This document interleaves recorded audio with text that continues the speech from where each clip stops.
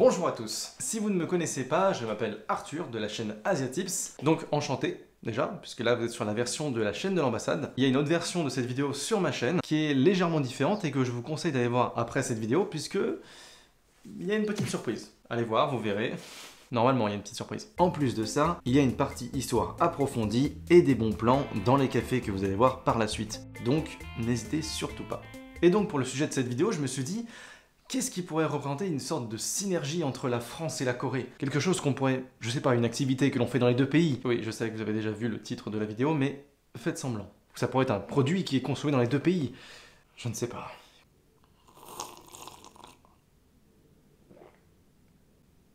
Mais oui, le café.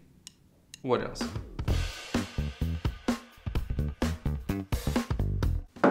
Donc oui, j'ai choisi le café comme sujet de vidéo. Le café en France et le café en Corée du Sud. Donc ça va parler aussi bien des lieux des cafés que de la boisson, le café. Vous avez vu, ça s'appelle pareil.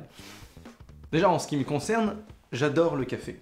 Comme on l'atteste la première vidéo de ma chaîne sur les Goshiwon, j'ai fait quelques petites upgrades. Allez voir ma chaîne. Le café, que ce soit en France ou en Corée, on en trouve partout. Que ce soit du café instantané, du café en capsule ou du café moulu, etc. Énormément de gens consomment du café. Donc peut-être que vous, derrière la caméra, vous n'aimez pas le café, mais sachez que plus de 90% des adultes en France boivent du café. Ça fait beaucoup quand même. C'est la seconde boisson la plus consommée après l'eau. C'est pas mal quand même. Sachant que l'eau, il y a quand même pas beaucoup plus basique que ça, quoi. En France, la consommation annuelle par habitant est de 3,7 kg. Sachant qu'il y en a qui boivent pas de café. Enfin, pour les chiffres, j'ai croisé des sources, mais c'est pas ultra précis, donc... Mais normalement, c'est bon. Au niveau de la consommation mondiale, la France est aux alentours de la 17e place. La Corée, elle, est un peu plus basse dans la liste, puisqu'elle a une consommation de 2,9 kg par habitant par année. C'est beaucoup aussi. Hein. Alors, on est loin de la Finlande avec sa consommation annuelle de 11,4 kg par habitant. Ils le mangent le café ou... L'amour du café est donc une chose qui se partage bien aussi bien en France qu'en Corée du Sud. Parce que même si la Corée a commencé sa consommation de café bien plus tard que la France, elle l'a très vite rattrapé, en fait. Ils boivent beaucoup de café là-bas. Et à l'heure actuelle, il y a plus de 80 000 cafés qui ont été ouverts en Corée du Sud. Ça fait un café pour 10 habitants. Non, je rigole, ça c'est pas vrai. Les Coréens ont même développé un vocabulaire pour parler du café, c'est pour dire. Un peu comme le vocabulaire qu'ils ont développé pour la nourriture épicée, comme j'en ai parlé dans ma vidéo sur le piment en Corée. Allez voir ma chaîne!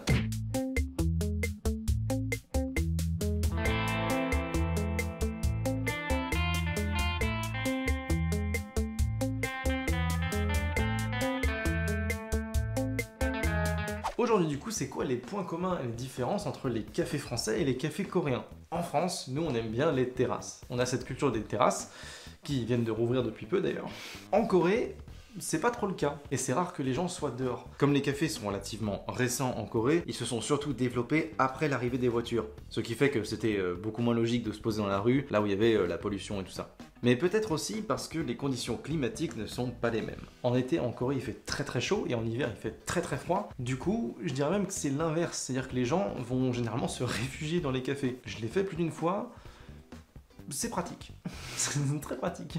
D'ailleurs, les cafés en France ne sont rarement que des cafés. Ce sont généralement aussi des brasseries ou des restaurants. Et j'avoue d'ailleurs que j'y vais plus pour la bière que pour le café. En Corée, ils serviront à la limite des desserts, mais ça restera un lieu dédié au café. Autre chose, il y a beaucoup de cafés en Corée du Sud qui sont ouverts H24. Et c'est très bien parce que si par exemple on est fatigué, on peut aller piquer un somme dans un café. Ça sent le vécu ou pas? Le menu des cafés en France est plutôt commun. Expresso, café allongé, café noisette, on trouvera toujours les mêmes boissons. Là où en Corée, chaque café va avoir sa propre carte avec ses propres spécialités. En plus, avec tout ce qui est crème fouettée, sirop, lait et petites décorations qu'il y a sur les cafés, ça donnera des cafés beaucoup plus fantaisistes. Mais vous avez aussi beaucoup de cafés à thème. Donc ça peut être des cafés à thème avec des animaux, comme des cafés avec des chiens ou des cafés avec des chats. Mais vous avez aussi beaucoup d'autres thèmes, notamment des cafés bande dessinée, des cafés manga, des cafés... Il y en a énormément. Vous avez un choix colossal en Corée. Notamment, il y a le Ryan Café, hein.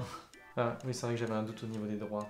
Là où en France, on a beaucoup moins cette culture du thème. On aura des ambiances, des fois, des ambiances un peu plus cosy, des ambiances un peu plus modernes, mais on aura moins cette idée de thème dans un café. Il y a cette habitude en Corée qui est d'aller étudier dans les cafés. Il y a énormément d'étudiants qui vont travailler et faire leurs devoirs dans les cafés le soir, ce qui fait qu'en période de partiel, c'est impossible de rentrer dans les cafés, il n'y a plus de place. Ce qu'on fait beaucoup moins en France. Et effectivement, il y a un petit détail qui change un peu la donne, c'est que En Corée, on peut rester très longtemps dans les cafés. Et genre vraiment longtemps. On peut commander un café et rester plusieurs heures. Là où en France, on se fait très vite virer quand même au bout d'un moment.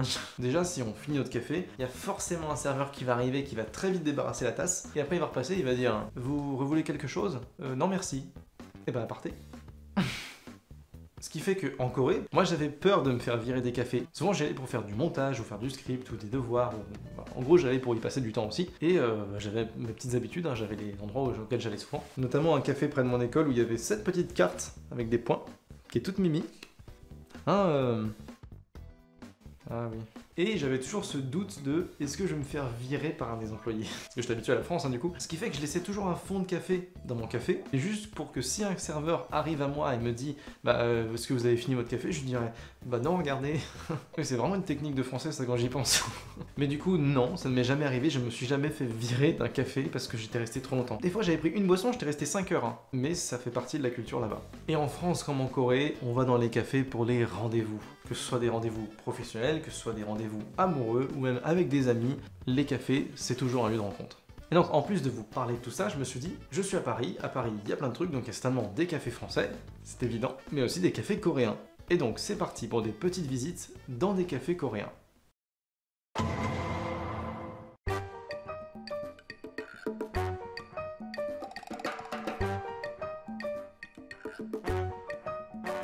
Du coup, le bingsu, c'est une sorte de glace pilée avec. Là, on a pris haricots rouges. Alors, moi de base, je suis pas pote avec le haricot rouge, puisque j'ai découvert les haricots rouges au Japon. À la base, c'était dans des petits beignets. C'était pour mon déjeuner quand j'étais un peu perdu au Japon, là. Et je pensais que c'était des beignets au chocolat. Ça ressemblait à du chocolat sur le paquet. Je les ai pris et j'ai été tellement déçu que du coup, ça m'a marqué. Et maintenant, je n'aime plus le haricot rouge. Alors, en vrai, c'est pas mauvais, mais c'est pas du chocolat. Là où en France on va plutôt boire du café noir, du café assez serré, en Corée ce sera plutôt des cafés doux. Le café le plus bu en Corée du Sud c'est l'americano, donc un expresso allongé avec de l'eau. Et en deuxième position on a le café latte, un expresso allongé avec du lait. Ça montre bien que les Coréens mangent des... Non, ils mangent pas du café. Ça montre... de ma gueule. Ça montre bien que les Coréens du coup préfèrent des cafés qui sont plus doux en saveur et qui sont plus aromatisés. Je vous recommande vraiment le café Séoul. C'est celui que je buvais dans mon Gocheon, donc moi je l'aime beaucoup.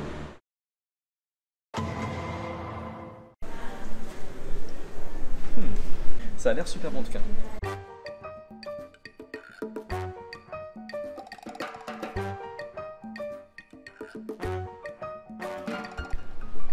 Ça c'est le latte vanille. Il est très bon. Il a vraiment... j'aime bien, j'aime beaucoup. Et là c'est le choco matcha du coup. Ah tu vois, il est fort en matcha. Limite je pense que je préfère le choco matcha parce qu'il surprend plus en fait. Je vais pas te le boire mais... il est très très bon. Délicieux. C'est très bon aussi. C'est bon parce que c'est bon mais ça a du goût mais c'est pas trop sucré. Il n'y a pas le côté lourd des gâteaux qu'on a en général. À mon avis ça tu peux en manger beaucoup sans t'en lasser quoi. J'ai l'impression d'être un critique culinaire tu sais. La texture est bonne, la crème est bien relevée. Non c'est vachement.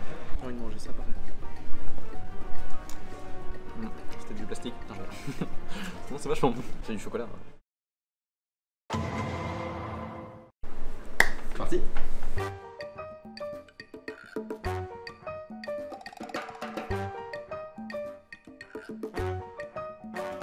Le design est vachement cool. Il y a une attention particulière sur tous les petits détails. Il y a beaucoup de détails en fait. Je peux goûter la tienne? Je trouve... Attends. Je trouve trop bon. On dirait... Attends, ça me rappelle un truc.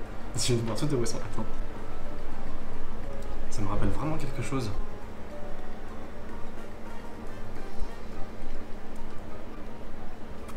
C'est vachement doux. J'aime beaucoup. J'adore les cuillères. C'est fort, c'est vachement fort. Trop bon. Il en faut partout.